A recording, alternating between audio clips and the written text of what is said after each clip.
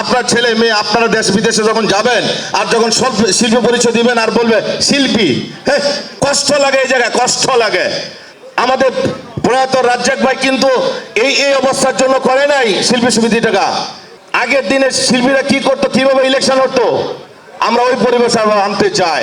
আমার অনেকে প্রশ্ন করেছেন আপনি শিবা শানু, জয় চৌধুরীর প্যানেলে কেন গেলেন? দুটো কারণে গেছি। একটি হলো শানু ভাইয়ের দুইটা কথা আমার ভালো লেগেছে। উনি বলেছে আমি কোনো কমিটমেন্ট দিব না, কমিটমেন্টে আমি বিশ্বাসী না। তবে আমি যেহেতু রাজনীতি করি, এটা ওনার কথা, আমি চেয়ে আপনাদের জন্য আনতে পারবো। This is the true. যেই লোকটা এই কথা বলে চেয়ে আনতে পারবো, তার উপর বিশ্বাস রাখতে পারেন। জয় চৌধুরী গত দুইটা ট্রামে দেখেছেন আপনারা, করোনার সময় বাংলাদেশের অনেক ছেলে মেয়েরা বাপ মা লাশ পর্যন্ত ধরে নাই। এবি পলির মানে বুদ্ধিমানরাই জানে। AB poly UPVC pipes and fittings, টিকবে যুগের পর যুগ। সেই সময় মিশা ভাই, জায়েদ খান, জয় চৌধুরী এবং অনেক সিনিয়র শিল্পীরা ছিল যারা লাশ কাঁধে নিয়ে কবর দিয়েছে, দেয়নি? অস্বীকার দিতে পারবেন?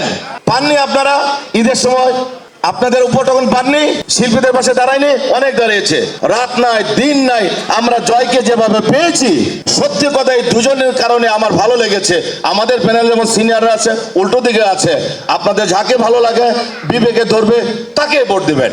আমরা সবাই শিল্পী, শিল্পীদের আত্মসম্মানবোধ কিন্তু অনেক বেশি। আমরা কখনো কারো কাছে ধার নিতে চাই না, কষ্টে থাকি, তারপরে নেই না। কেন নেই না জানেন? যে এই জায়গাটা কষ্ট লাগে, যে আমার স্ক্রিনে দেখে আমি একজনের কাছে টাকা চাবো, হেল্প চাবো না। শিল্পীরা চায় কি? কাজ।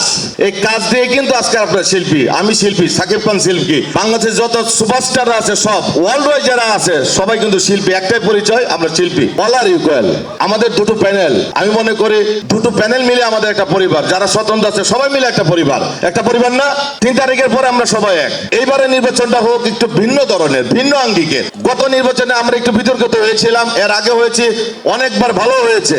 বাট এবার বিশ্ববাসী তাকিয়ে আছে, দেশ বিদেশ থেকে অনেকে ফোন দিচ্ছে, এবার আশা কি? আমি বলেছি সুষ্ঠু নির্বাচন হবে ইনশাল্লাহ। আপনারা ধরে রাখেন, আপনাদের যাকে ভালো লাগে বিবেকে ধরবে তাকে ভোট দিবেন।